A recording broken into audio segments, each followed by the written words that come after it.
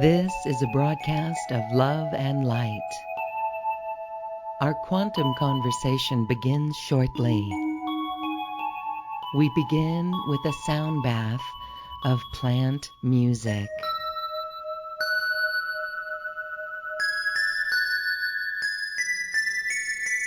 As we know, plants are here to raise our vibration. This is the music of plants as the energetic signature of a petite orchid, a mini orchid, was picked up and converted into musical notes. This is a plant music activation of truth.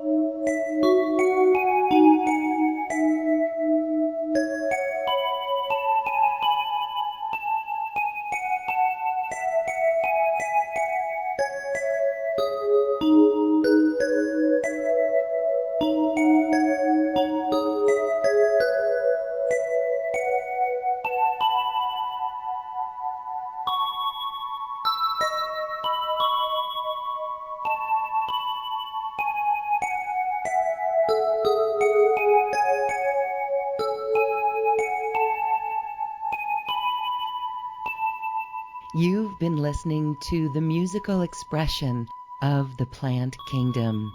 This was a petite orchid and a plant music activation for truth. This music is available in the marketplace at acoustichealth.com.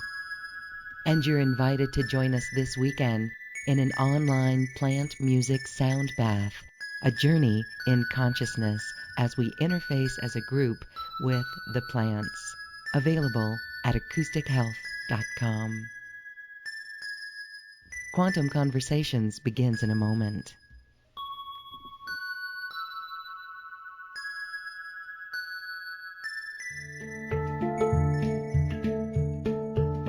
Quantum Conversations, your portal to the inner realms.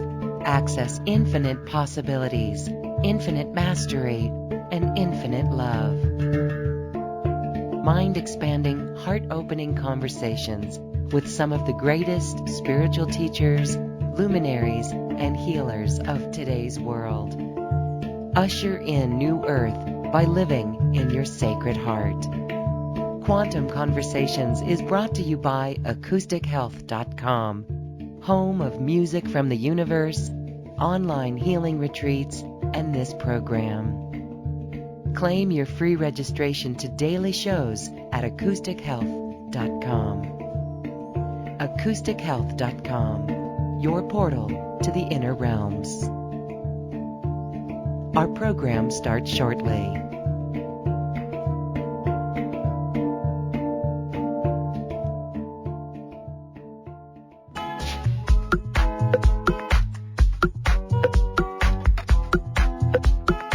Welcome to another Quantum Conversation, brought to you by AcousticHealth.com. I'm Loren Gailey, and I invite you to sit back as we enter the quantum realm, that space of the greater part of you. It is your connection to infinite possibilities, infinite potential, and infinite mastery. As we continue to talk on mastery and our sovereign energetic field, we're going to take a look at what keeps us from this bliss, from this mastery. It all comes down to past trauma, whether this is trauma as young children, in past lives that we carry with us in this life. It's the trauma that must be transmuted. So how can we actively transmute this trauma within us? My guest today is an expert at it, and she's come up with archetypal trauma areas to heal. Christine Esdaile is here for this quantum conversation. Christine, thank you for being here. Welcome to the show. Path is a little bit unusual in that sense, and as someone who is primarily a claircognizant, I have from a very early age just been drawn to do certain things. And so after I had initially finished my bachelor's and some graduate work, I just felt this real drawing to move overseas. And so I had looked into doing grad work, and I had ended up moving and starting studying at the University of Oslo in Oslo, Norway. And it's funny how the logical brain will get all these logical reasons for why you're doing it, and your soul shows you later why you go. And it was fascinating for me because when I was there, I began to see and experience a great deal more sensitivity to the unseen realms than I had ever done before, even though I had a very deep connection with nature and animals. So it was just really waking up around me, whether it was just experiencing ghosts in houses because the houses are much older, or spirits on old Viking sacred sites. And so it was quite a bit around me. And then we did some traveling in both England and France, and there also really noticing a lot of Neolithic sites and having quite a few interesting experiences that I didn't quite understand very well then, but was incredibly intrigued, and it was just kind of the start of my study of energy work. Yes.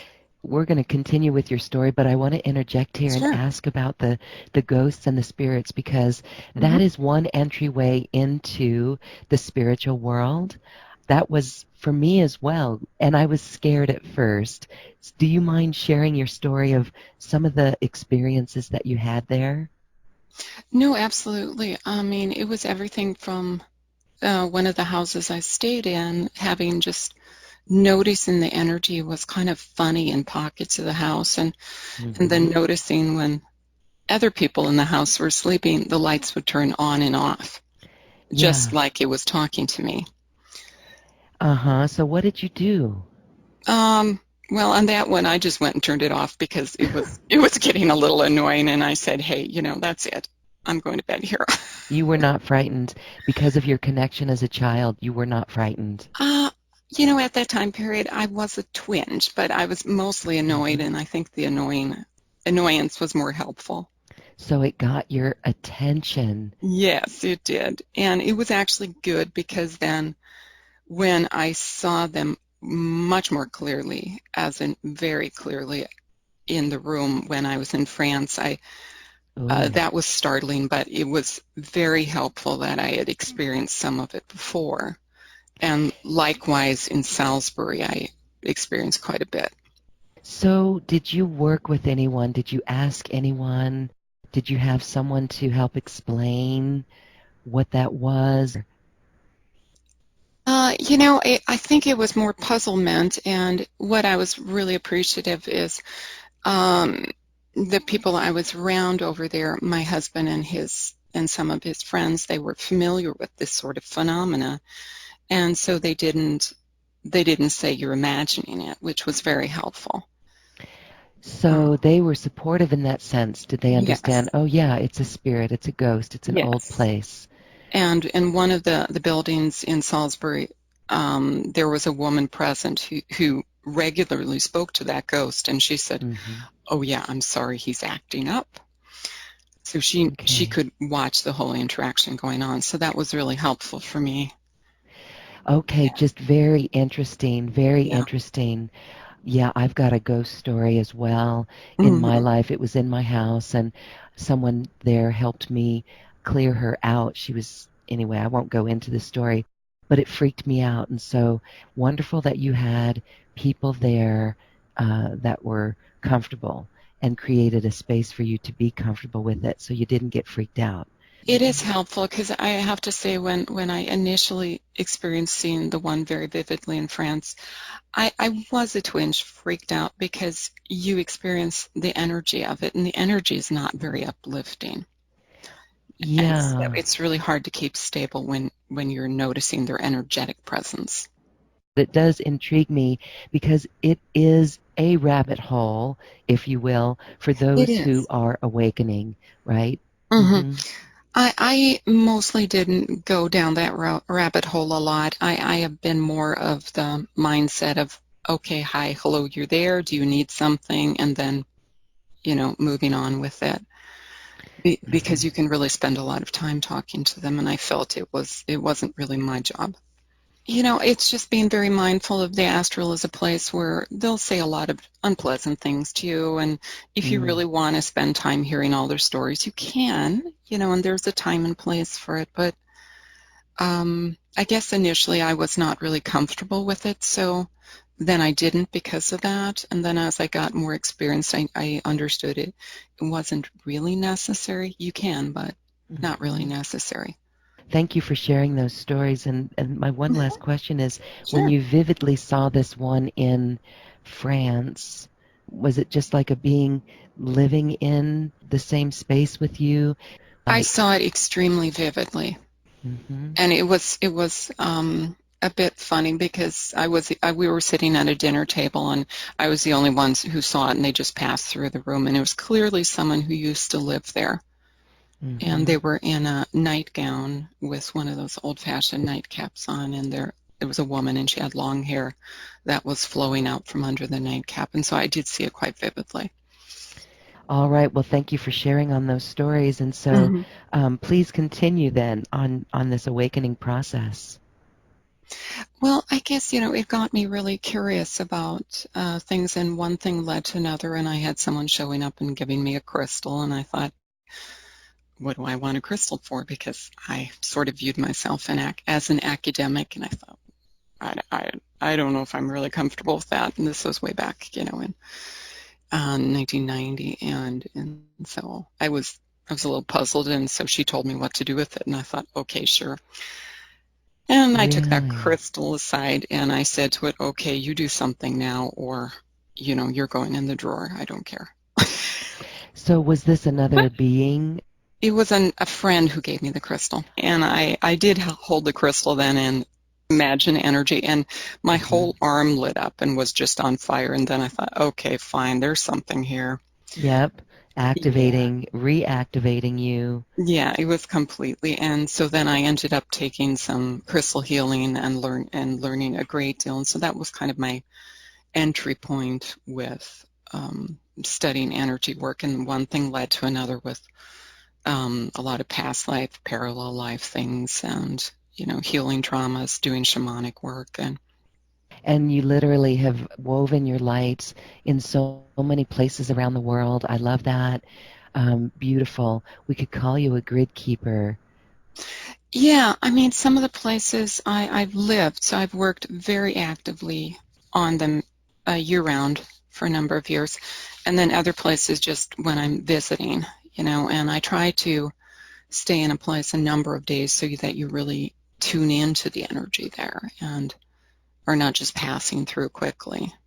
Yeah. Mm-hmm. So, but yeah, absolutely. Like many people, I've worked grids and planted crystals both for clearing like battlefields and readjusting things that have been a little wonky. And it's been interesting because I've worked with angels on that one, but the fairies have often jumped in and said, "Hey, we'll help." And it's Mm-hmm. interesting seeing them just go at it. They Yeah. do work in unison with us, with Yeah. our Yeah. consciousness. Yes. Yeah. Mm-hmm. Beautiful. Well, I really appreciate your role on the planet in this whole process.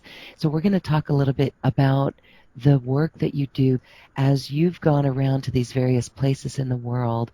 That was actually you reclaiming parts of yourself and Very doing, true. Very yeah, true. and doing the work with the land. And there's all a purpose there. And so this leads us into really healing archetypal trauma within ourselves. We're going to talk about that. Hmm. But first, I'd like you to talk about how the thinning of the veils is affecting light workers today. We are in a year massive with upgrades. So Hmm. a lot of people are reporting light language, speaking it suddenly, telepathy with emails and phones. What's happening? Well, we can actually turn back the clock, and really it's been happening for a while. It's just getting so obvious we can't look past it. And a lot of the aspects you have mentioned are the fun parts. Hey, I'm speaking light language and these fun synchronicities. You can tell your friends saying hi and then they text you or they call and you're like, oh, how about that? And you're Hmm. not even sure, did my thinking of them trigger them, or was it I'm tuning into them sending a message? And we're not even sure. Yeah. And then on a greater level, it's, we're tuning into the collective consciousness. And whether it's of your area, your local community, or the consciousness of your state or your country, or the regional area. And they all have kind of different energetic signatures, if you will. And so we tune into different groups. I think more so, you see the contrast when you're traveling from place to place, that the frequency literally is very different. Hmm. Yeah. And I think more people are becoming very conscious of that right now. But Hmm. I think one of the things that has really showed up on my radar as an issue last year's summer, was, of course, noticing not just the duality consciousness conflicts playing out in the news and political arena, but really seeing Hmm. that there was a lot of shadows coming out, and even Hmm. within the lightworker community, that there really was a growing amount of divisiveness. Hmm. Uh, and at first I was a bit dismayed, and then I had to just say, what is this? And how do we understand what's going on and understand how to negotiate it with it, and work through it? And Hmm. where's the silver lining in this whole lesson? And here I am. And here we are. Yes. And one of the things, I've been just struck with is with the thinning of the veils. We are very much in tune with the negative energy, and like playing out of fear. So like, if I think a good many people are noticing this last year, like they'll feel this disconnected feeling of anxiety or sadness, and they reflect, there's nothing really going on in my life that's sad, or no real anxiety here. And then you happen to click on the news, and then you see, oh my goodness. Yeah, they're feeling it Yes, from oh my others. goodness. Something, there's just been a huge release of fear as something has happened, and people are all connecting into that and then magnifying it, but if you're joining in. But, as light workers, we can see this as, well, yes, it can be a little heavy some days, but also as a role of transmuting it. And how do we actively transmute and participate in processing that out of the collective so that it's less heavy? And I know there's a lot of light workers who've been very mindfully working with this, and it clearly is a whole lot better than last year, much, much lighter. But one of the things I see very clearly this last year that I think is still a real primary issue is the inner traumas that we're all still working through. And this can be a little frustrating because many of us, have been on this path for a long time, and we're like, goodness, why am I getting triggered, especially these last 2 years, far more than before? And, I've done so much work. Why?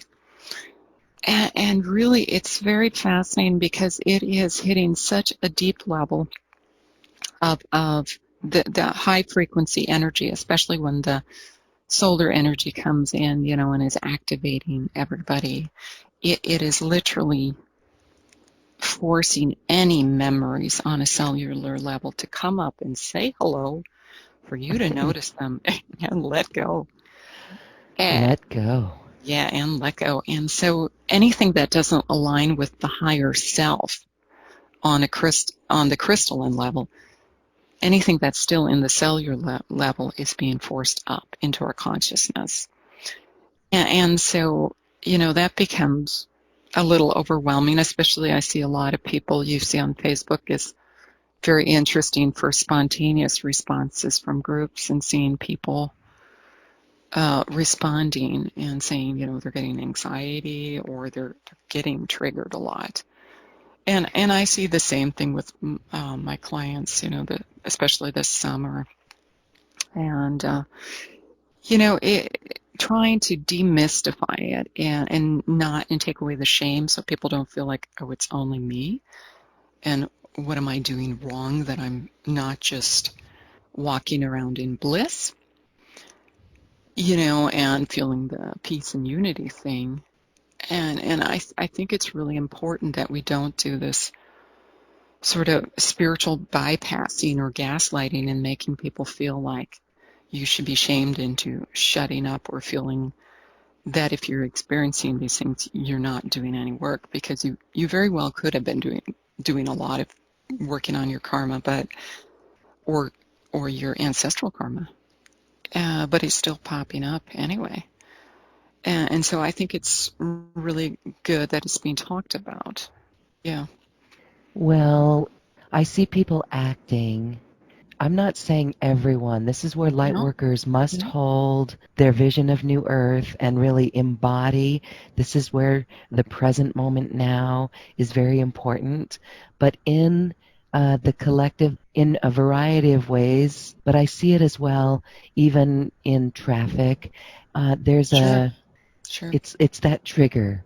Mm-hmm. And so when we see leaders, politicians, other people, even on social media, acting in a way that's not so becoming, hopefully that's a call for them to take a look at that and not blame others. That's part of the awakening as well. And that might not be so pleasant to look at. As light workers, we don't try to convince anyone. Do you think that this is our sovereign journey when we realize we have to rise above that and have integrity, treat people kindly, be compassionate? Yes, of course, we know that. It's just interesting that we see our leaders acting not so nice to each other, and then it's happening out amongst us as well. Well, I think, it's a great reminder that I think we can assume most of our leaders are not having as a goal to operate from 5D. They're not really focused on any of these things. Mm-hmm. And, that's okay. That's their path. And we are way showers for something entirely different.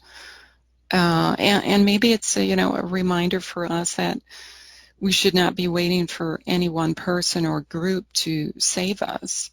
Mm-hmm. That we are all a part of holding the energy here and transmuting everything, and to really own that responsibility of owning our own sovereignty and doing our part. Mm-hmm. At the same time with self-care, not thinking we need to do it all, because we're all part of it, and we inspire each other, which is really beautiful. So it becomes a larger and larger network just through that. Yes, it is beautiful. Mm-hmm. Then how do we actively transmute this if we walk on the planet and feel it? Yeah, and this is the tricky thing. What I've been working with this last year is because I was noticing for myself when I wasn't doing a lot of very methodical work with my inner child, I was noticing that when I would get triggered these last 2 years, that I'll admit it, it's like I was like, oh my goodness, the triggering is sending me off the deep end. It was like 10 times worse than it used to be because of how we're manifesting things. And so then I was pulling in so much energy and thought forms that were resonating with this. It was like they glob onto you just quickly, and then it just accelerates it, and it's really hard to step out of it. So part of it is understanding the process of what's going on in your own brain, looking at your traumas, working through them methodically, and also being aware of interference and how you can deprogram yourself, disconnect from a lot of the programming that's going on. Everything from just cultural programming, family programming, social programming, program you have at work to fit into groups, mm-hmm. To actually programming that's implants, etheric implants. And that's where it gets really crazy, is seeing that there's so many of these layers of interaction and programming that when you start lifting it out, you're just really quite amazed that it's calm. It's funny. And I'm not going to even say that it's not that you're walking around with the rainbows and unicorns. It's just calm. It's the eye of the storm. You can watch things, and you're more detached. It's the Buddha observation. You just kind of go, I see that. Yeah, we can see the matrix that... Yes. Here it is. It's interesting. We have been talking about this on this show, mm-hmm. and it is related to the trauma. And if you think of it as, we often talked about the consciousness and the aura and the soul, but if you think of it from a quantum physics point of view, and you understand that there is kind of a mathematic configuration to your aura, it's a quantum field. It's a quantum field, and just like all quantum fields, we're constantly interacting with other fields. So it's a constant interplay, and so getting so that you can work through your traumas and do a lot of the clearing and owning your sovereignty by doing this, and just being aware of it. And what I found in the process, it really peels away your fear of any of this, and just being able to say, it is what it is. Well, hello, whether it's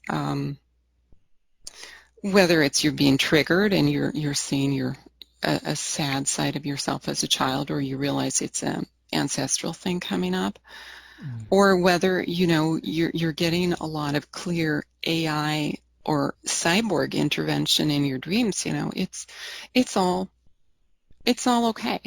It's all part of the crazy that we're living in, and you don't need to be living in fear of it or afraid to go to sleep, nor do you need to disappear into thinking about it all day. Absolutely not. Because ultimately, understanding all of this is just about helping us being able to hold more light and be kinder, more balanced, amazing people who who inspire other people to kindness. Simply that. Isn't that beautiful? That's precious. Yeah. That's our role. Mm-hmm. And that's why you see, there's many people who are not specifically light workers who really feel a calling to just be very dedicated to being kind.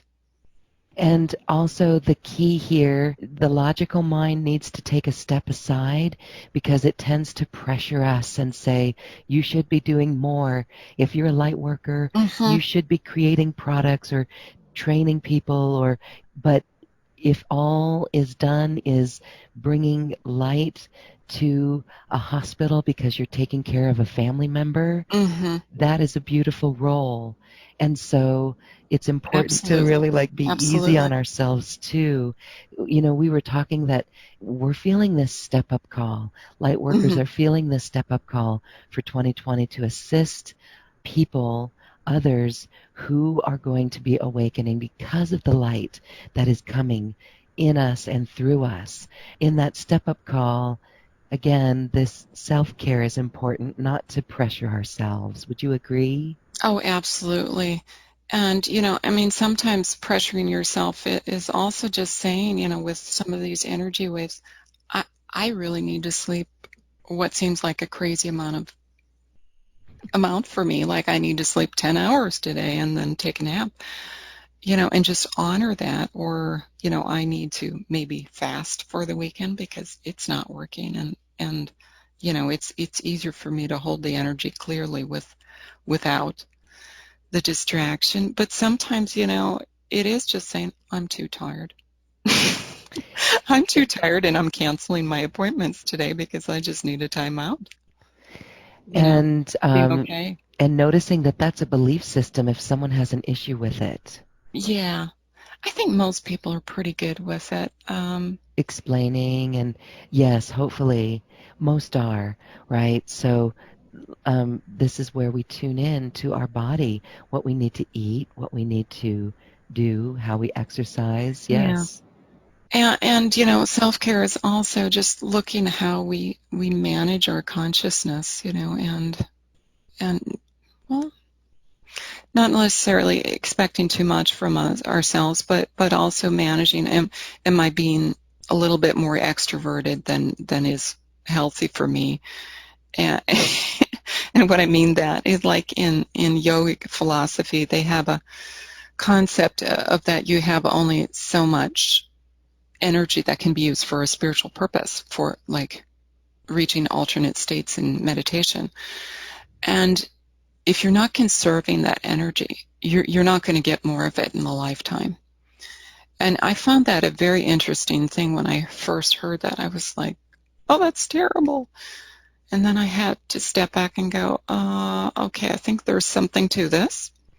We have a limited amount of energy, all of us, and needing to rest up and really honor that.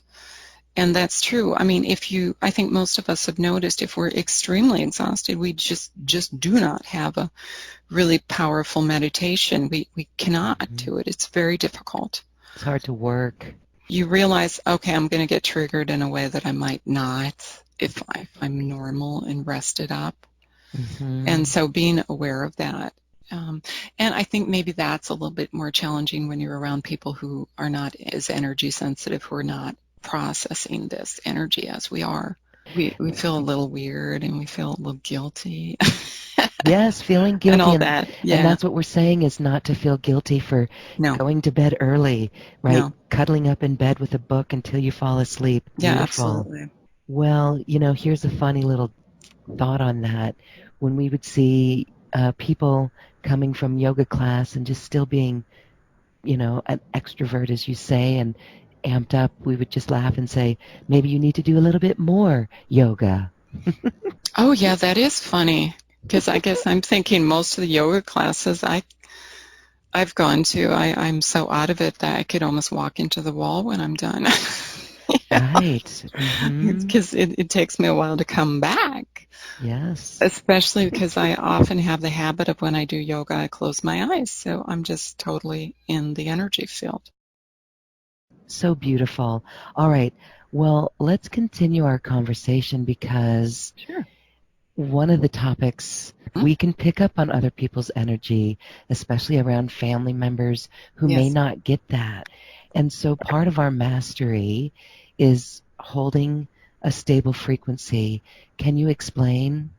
I'd like to say that it's from moving from a place of being high sensitive to a place where you really just have the Zen Buddha consciousness Mm, and Christ consciousness, and it is a place where you do watch from detachment and compassion, great compassion, and you are triggered less and less, and it does happen. And I mean, 6 months ago, I thought, wow, that was going to be really something to work towards. But I have found that it really does happen if you methodically work through systematically clearing things, that you just end up more or less being in that state, and you might have small fluctuations so that the large parts of the roller coaster ride of emotion are gone. It's just small degrees, and then you work on the small degrees. Yeah. yes, that's a beautiful metaphor of healing, healing the emotional trauma. There are 5 types of archetypal trauma that you've identified and that you work with and that you teach people how to methodically use to heal their trauma. Let's go into that a little bit Sure. more. What are those 5 types? The types are, and they're all types, to be clear, that are traced to our childhood, and perhaps also that are going from other past lives, and might be accentuated from a parallel life too at the same time. So they're the traumas of abandonment, and that might be like that you felt that you were abandoned or orphaned as a child. Or it could even just be that you felt emotionally abandoned by your parents. Perhaps they had to work a lot, or maybe they were grieving and they just weren't even emotionally present for you. And it also can have the component of the core soul wounding. Like, a lot of us have had to work through the wounding when the trauma of coming through the birth canal and knowing, oh my goodness, I'm feeling the vibration out there, and I'm Mm-hmm. disconnecting from source. Mm-hmm. I'm being abandoned from source. Mm. And that trauma of just working through it, and it's saying, it's not really that you're abandoned by source. You have to get used to finding source frequency in the frequencies that are playing out on the planet. That's all. Mm-hmm. And then there's abuse, and that, abuse can be emotional. It can be physical. It can be sexual abuse. And it can be the really, really horrible aspect of sexual abuse, the satanic ritual abuse. Mm-hmm. That is where people are becoming a little more aware of that, whether Mm-hmm. it's in the media or finding friends who are sharing that they had a child who was exposed to that, and just helping them heal from these stories. They're pretty harsh, and I think it's, as a light worker, it's so easier for us to go, I want to run and hide when I hear stories if they're not mine, because I've got enough. It's easy to think that. Mm-hmm. And I think it's important for us to say that, even when we're standing in the light, there's still a shadow around us. it's ours, and there's shadows from other things, and it's okay to turn around and say, "Hi, shadow. Mm-hmm. Hi, shadow. Can I dance with you? Can I help you heal? Can I help you heal?" And not run from it. Mm. And you might not be able to fix it, but just to sometimes just acknowledge the other person's story and the horror of them. Mm-hmm. And so, it's, I think, something as a society we get better at not gaslighting and listening to people. But also, that we don't get stuck in any of these abuses so that they become a part of our identity. So it's like something we need to have on a daily basis. Well, hi, I'm someone who has this trauma, and that was something a lot of us move through. But I think it's really important not to get stuck with the identity attachment to a trauma. Yeah. Mm-hmm. This is impeccable awareness as we go Hmm. through that process. Yeah. Mm-hmm. And then the other ones would be betrayal. I mean, I think that's pretty obvious, the betrayal, whether it's for a child or a partner or a friend, or a betrayal of your own values. You can betray yourself by not sticking up for yourself or not being honest, you know. Mm-hmm. So it can be self-betrayal, denial, not acknowledging that something's there. Yeah. And then the last trauma, rejection. And as you see, a lot of these traumas, they kind of go around and interact with each other, so they're kind of interwoven to a certain degree. And all of us will have different versions of all these traumas, and some people might have like maybe one or two really heavy duty, and then not so much that they resonate on the other ones, and that's fine. So it's just kind of being mindful, trying to take apart and be mindful of those different parts and healing them. Yes. Yeah. And what's really beautiful is when you can work within meditation with merging with your higher self and helping your higher self and your I am presence just really saturate those lower selves that are holding these traumas, and just going in and helping them let go again and again. Oh my goodness. I know that people are feeling some of those issues. So can Hmm. we take a moment right Sure. now for a quick process to really merge with the higher self for a moment and feel some healing around an issue of each of our choices? And I would just like to invite everybody to connect to their higher self. And whether this is something you do on a daily basis, or if it's the first time you're doing this, it really doesn't matter. And the higher self is simply the most immediate connection you have to your higher soul and to God consciousness. And then just taking a couple deep breaths, and you'll notice the energy around you changes as you're starting to filter into this energy and connect to it. And it's usually associated with a ball of light about 2-3 feet above your head. And so visualizing that ball of crystalline light, usually a white, golden, maybe platinum energy, and visualize that coming down through your crown chakra and pulling it down all the way through your different chakras, down through your root chakra, and sending it into the core of the earth. And here we're going to connect to the crystalline core of the earth.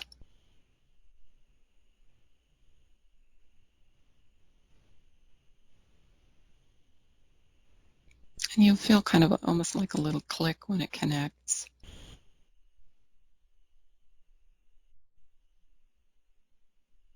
And I think I often find my heart chakra gets doubly activated when I'm connecting to the heart of the earth, because there's so much love present there for us. And I'd like to invite you to just take a deep breath and invite some of that beautiful, loving energy from Gaia to come up your light channel into your heart again. Just really energizing your body here.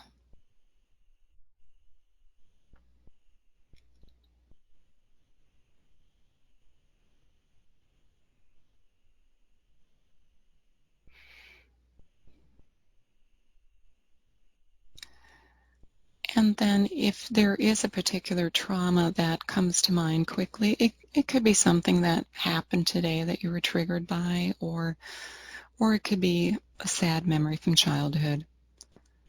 And if it's a childhood memory, I'd like to invite you to tune into the image of you as a child and visualize what age you are.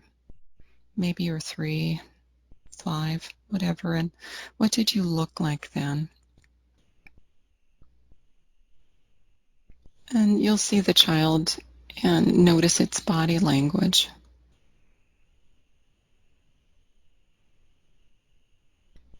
And you can just take a minute and ask the child what it's upset about and what it would like to say.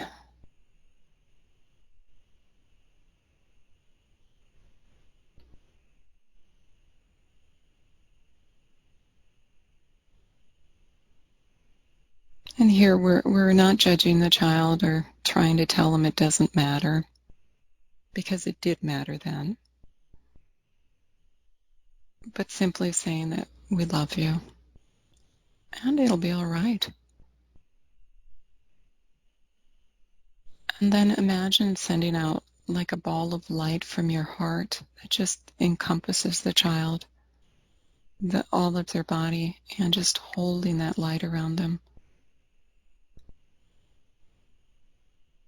And it's not necessarily about showing them any solution or anything. It's just holding the energy there.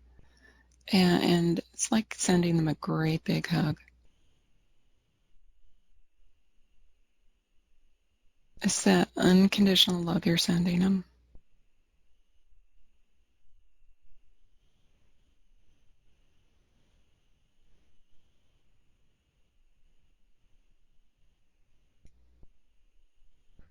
And at some point, you'll notice when the child has felt they've had enough, and just thank them for coming out and sharing with us today and letting you help them.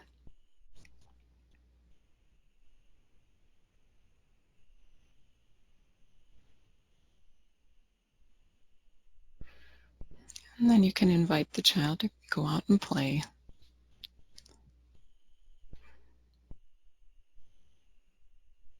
And you can just notice how your own heart in the here and now feels. I find it fascinating that usually by doing these healings, we find our own heart is doubly energized by this act of giving and sharing. And how we actually do have unconditional, an incredible, unlimited version of unconditional love for ourselves. It's right there. It's right there.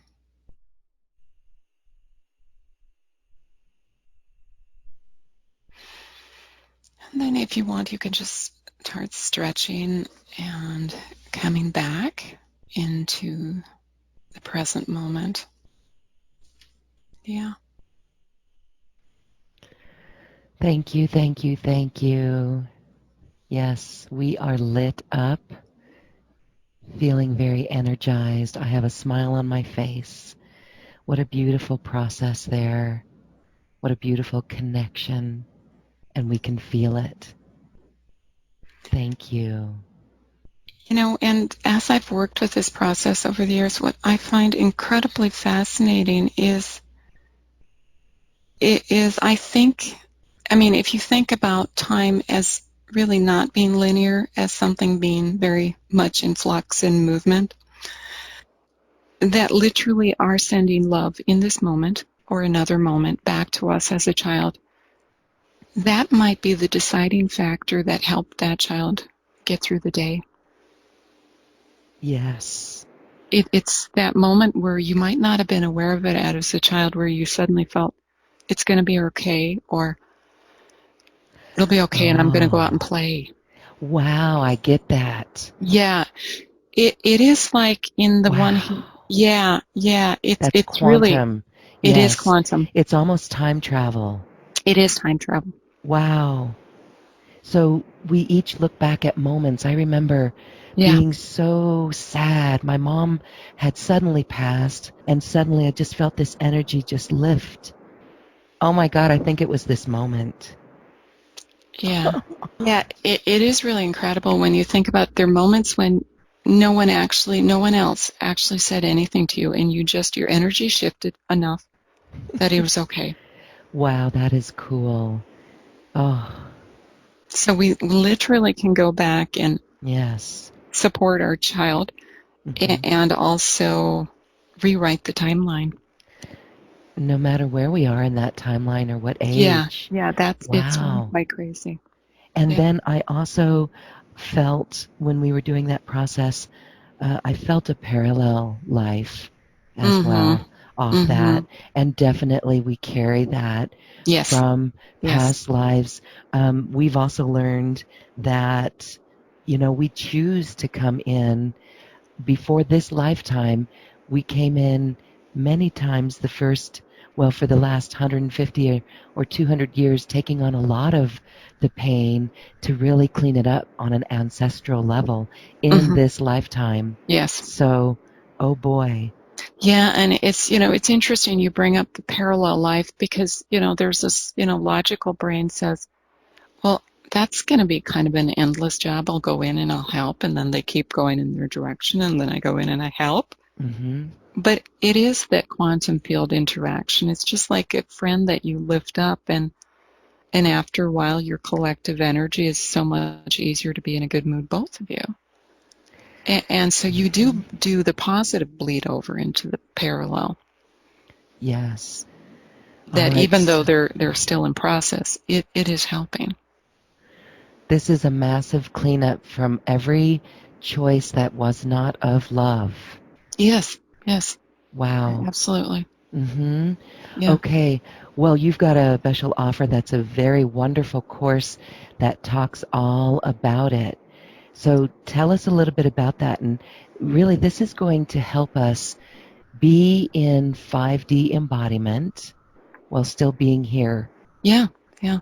The offer is very much because I was working both with myself and with other people, and just seeing, how when we're deeply in this 5D transition period, how do we hold the energy, and how do we really methodically do this clearing and work with the interference and work from a place of no fear, just calm, love.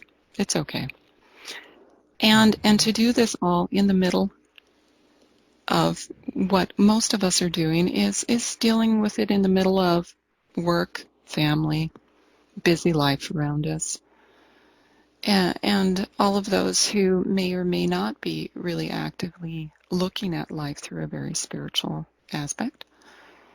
And so how do we do that? Because, classically, when like the Buddha was training, or monks, they would go off and live on their isolation, and it's a little Hmm. bit easier to work through that and stabilize your frequency when you're not. And I am all for that. It's transformative, but I think there's many of us who are very committed to families, whether it's children or partners or extended family that we feel we need to be there for, we choose to be there for, Hmm. or people at work that we know we're doing a really important contribution, and that we just need some helpful tools to help us negotiate through everything when it's at a fast tempo. And so the different modules breaks it up into going through transcending your 3D 4D matrix. And that's literally because we're in the middle of the 4D, and the 4D is the astral plane, and just getting to understand what that means for you personally. And this is a little different for everyone, and so getting a handle on how that looks like for you, how it could look like, and some tools to work creatively with it, both keeping the logical brain happy and busy, and also tuning into the meditative state and working with that creatively for manifesting and just bringing in a lot more clarity with what we're bringing into our field. And then working with the archetypal traumas, healing our shadows, and breaking that down into working through that too. And they're also looking at it of how to rewrite our history, and how to work with just sending love in this process. Then I also go on to looking at peacemaking skills, because I think this is something that's not as talked about as it could. We tend to think, it's just this peace and we'll just send it out the intention, and that's great. But sometimes, you're in situations and you're not really sure how to deal with the situation because it's something new, or there's a lot of conflict going on around you in the room. Mm-hmm. And how to work with that in a productive way, and to understand your style of dealing with conflict, and see how maybe it could be fine-tuned to have a little bit more authority. Yeah, or that's needed. Yeah, or relax more. It is in the different ways you can have more authority and more sovereignty without, you getting there before you are irritated. And and that's one of those things. I think a lot of us will feel guilty when we get angry, but remembering that anger is usually just a signal that your boundaries have been crossed. Mm-hmm. And so if you're clear about your boundaries, it usually doesn't get to being so triggered, because you're just like, okay, we're the boundary is here, and I need to just remind them. Mm-hmm. And having a way of kind of working through that beforehand. Yes, and being able to speak your voice in a mm-hmm. compassionate way. Yeah. Yeah, and I think having a real clear understanding of peacemaking skills makes you feel more confident about having authority in a conflict-ridden situation, mm-hmm. and understanding this is okay, it's needed. It is assertive, it's not aggressive. They're different. And then, hand in hand with that, going to the other modules, self-care, self-worth, and how the energetic stability, needs to be, comes with having the self-worth and the self-care. Yeah. Mm-hmm. And then I also do have a module with working with practical skills of protection and clearing. And that's looking at the new dynamics within the 4D astral plane right now, because I think pretty much everybody is noticed it, that grounding is different than it used to be 10 years ago. It's not quite as easy, and the protection is a little crazier. And just to feel very confident and know how to do the different kinds of protecting and clearing you can that work, and how to come into that phase of sovereignty where it works. And so, and then I'm also looking at twin flame and family dynamics, and how all that interplay works around you. And just a practical look at that, and some love and compassion, and the fun aspects of it too. I mean, goodness, our twin flame and our family are mirrors. There are brilliant mirrors for everything, whether it be, we're slightly getting triggered here, or or they can see we're really tired and we need to go take a time out, even though we feel like we're committed to a project, that we really just do need to take a time out and do some play. Play can be rejuvenated. Oh, yes. Yeah. So there are video modules, and then there's some workbooks. So that you have workbook things that you can work with, so that you have, in a way, you compose journal entries on your own with things that you're working through. And then there'll be 2 bonus meditations and 2 free live calls. So I'm really, really looking forward to it, because these are techniques that work.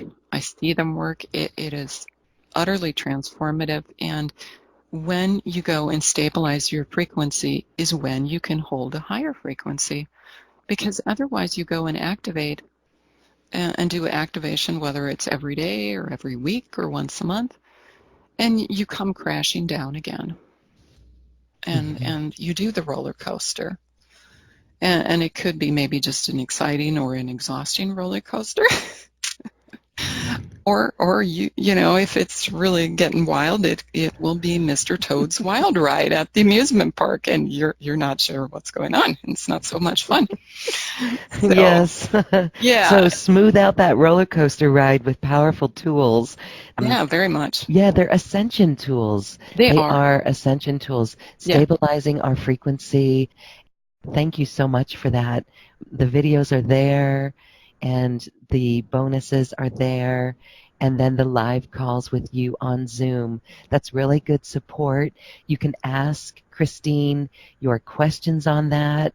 Those are really helpful, because people, they get to share their experiences, and you Yes. can really work with them almost one-on-one, but in a group setting. Yeah, because a lot of the things other people will resonate with, and I think Yeah. it's ordinary that when you're working through these things, you want to bounce off someone else, this work, but I'm having a little issues with getting this process to line up, Yeah.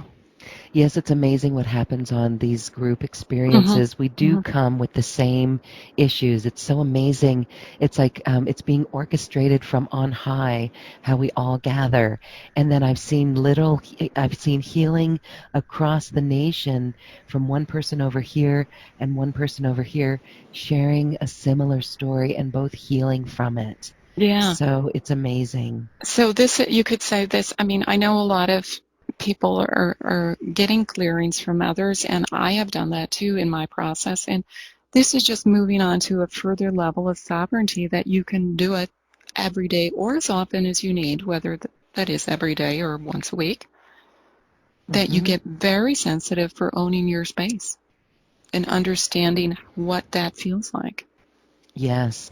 And so that's what you've done to bring this forward in a course, is to really help people understand what that feels like. So we invite our participants in today's show to check out the special offer from Christine. It goes into detail on what's covered there. Christine, thank you so much for that. It is you stepping forth in this work to be of service, and we thank you. Yeah, you're so welcome, Lauren. It's just been a pleasure. One of my favorite quotes, which I believe is by Einstein, and it's the quote that there are only 2 ways to live your life. One is as though nothing is a miracle, and the other is as though everything is a miracle. A reminder that absolutely every waking moment of our life can be that miracle if we want to embrace it. Yes. It really is there. And I know many of the viewers know this out there, and it's, we're all part of holding hands on this beautiful network and way showing together and sharing. And I just love how your program is a wonderful way of doing that. Everybody coming out and sharing their individual gifts and their individual light signature. And when we are not so distracted by trauma and fear, or Yeah, or interference, actually. Yeah. That it is so much easier to just be in that just plain simple joy of being here and being up for whatever's coming, you know. And that's why, as we step towards unity in every now moment, Yeah, we remember this and we heal from that trauma. There's yeah, beautiful things that await us as we get this and as we transmute this. Christine Esdaile, thank you so much for working with us in service and assisting us in our own quantum field. Thank you so much for being here. yeah. Blessings and thank you to you, Loren, and everybody out there. And now, as we dance our way to the cosmic heart, we're going to take another journey into plant music. This is an activation of self-love. Allow the frequencies of this healing plant music to release you from density. Enjoy. And if you love this music, join us this weekend for a plant music meditation. Available at acoustichealth.com.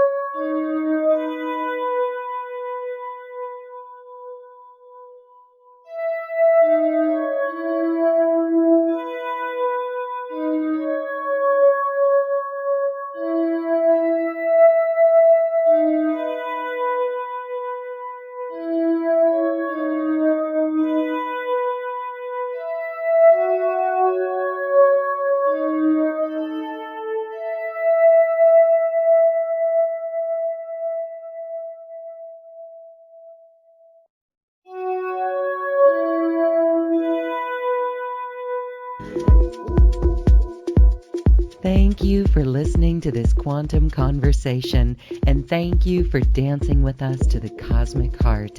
As we raise our own vibration, we raise the vibration of the planet. This show is dedicated to you and all awakening hearts, as we are here to shine our bright light and amplify our love. Access all quantum conversations, special offers from our guests, and online healing retreats by visiting acoustichealth.com. I'm Loren Gailey, and from my sacred heart to yours, I honor your magnificent love and light.